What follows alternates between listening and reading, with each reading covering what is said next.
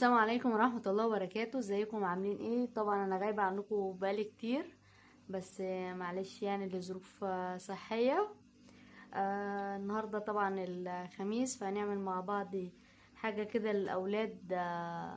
هنعمل كب كيك. طبعا انت عايز تعمليه وتحطيه في اللانش بوكس للأولاد، يفطروا بيه الصبح. مفيش مشكلة، براحتك خالص. نشوف المكونات مع بعض. معانا كوباية الا ربع سكر، كوباية لبن، كوباية دقيق، اقل من نص كوباية زيت. هي المفروض نص كوباية زيت، انت عايزة تحطي نص كوباية مفيش مشكلة. بيضة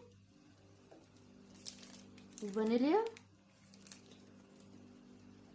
ومعلقة كبيرة كيك شيف. طبعا الكيك شيف عشان فيه محسن.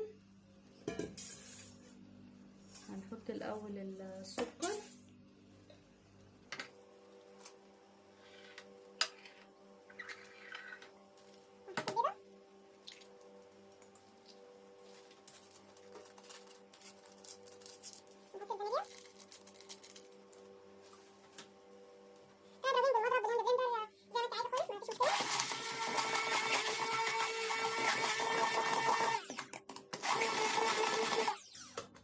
بعد كده هنحط الزيت. وطبعا احنا مشغلين الفرن تسخن،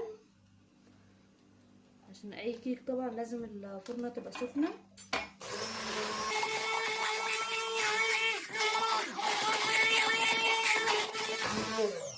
بص القوام بتاعه بقى عامل ازاي. هنحط اللبن حبة حبة.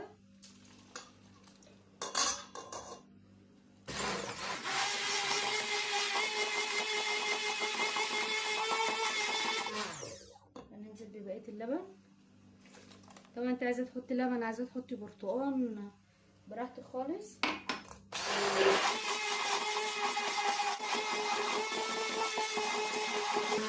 طبعا تفضلي تضربي لغاية ما السكر يدوب. بعد كده هننزل بكوباية الدقيق.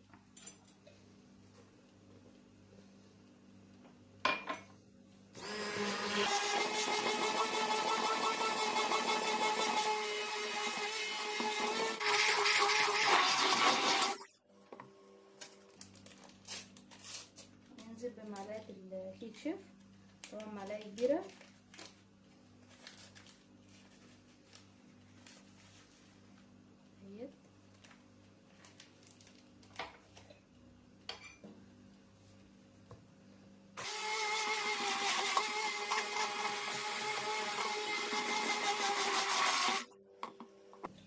القوام هنا خفيف شوية، فهنحط معلقتين دقيق.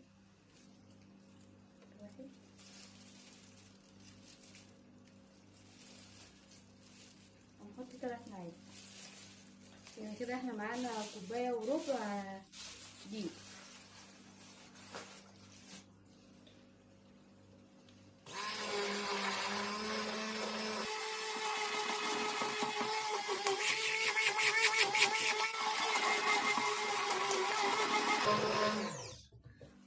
اهو يا جماعة بيبقى تقيل معانا كده. هنصبه بقى في الكوبايات. طبعا احنا معانا الصينية بتاعت الكب كيك، حطينا فيها الورق. طبعا الحاجة اللي هتعايري بيها تكون موحدة، وتحطي لغاية نص الورقة، يعني متمليش الورقة قوي عشان ميبقاش شكلها مش حلو.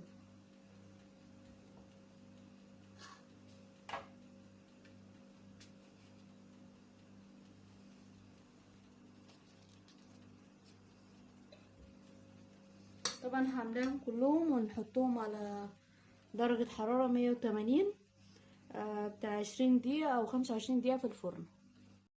طبعا اهوت بعد ما حطيناهم في القوالب بتاعتهم، دول 12 واحدة، وفينا شوية عجين يعمل بتاع 2 او 3، يعني المقدار ده يعمل معاكي 15 واحدة. وهنحطهم بقى في الفرنة. طبعا احنا مشغلين الفرنة من قبلها. طبعا عقبال الكب كيك ما يستوي هنعمل الكريمة. طبعا هنا حاطين شوية سكر وفانيليا، ونحط شويه ميه هنا ندوب السكر. طبعا دي ميه بتلج. ومعانا نص كوبايه كريم شانتيه او ازيد من نص كوبايه، على قد طبعا الحاجه اللي معانا.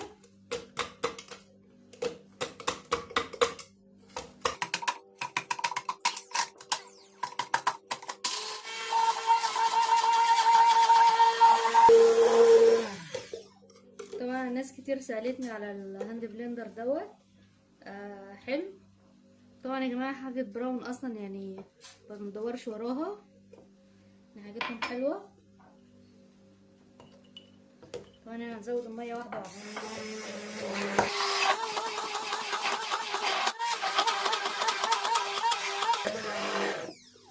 بصوا الكريمه تقلت ازاي. نزود شويه ميه.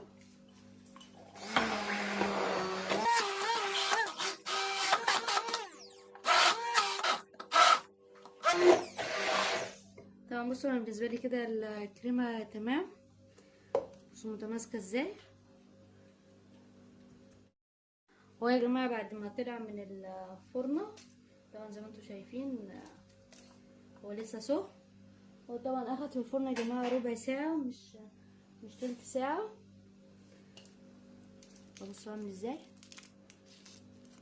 بس طبعا هو سخن لسه، انا مش عايزه افتحه عشان ما تتبهدلش. يبرد وهنحشيه من جوه كريم شانتيه او من على الوش. طبعا اهي بصوا بتطلع بمنتهى السهوله. طبعا نطلعها كلها عشان نزينها. هتيجي تطلعيها بالراحه خالص، تعملي معاها بالراحه. طبعا كده معانا الكريمه، وهنيجي من تحت كده هنحشيها من تحت. طبعا دي حلوه لو حد جايلك معاه اولاد ولا حاجه،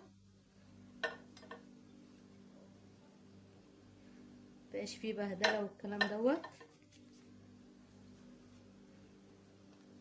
طبعا انت لو عايزه تزينيها من على الوش زينيها، بس انا هسيبها كده.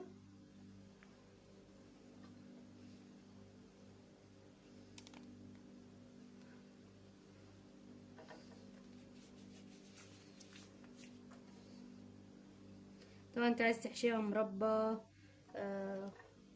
اي حاجه انت عايزاها ينفع. صوص شوكولاته.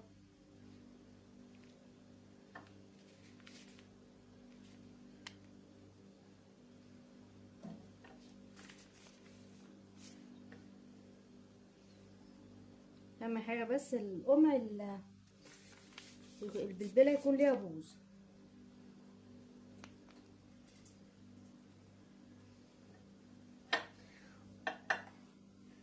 بس كده، وبالهنا والشفا، ويا رب يكون الطريقه عجبتكم.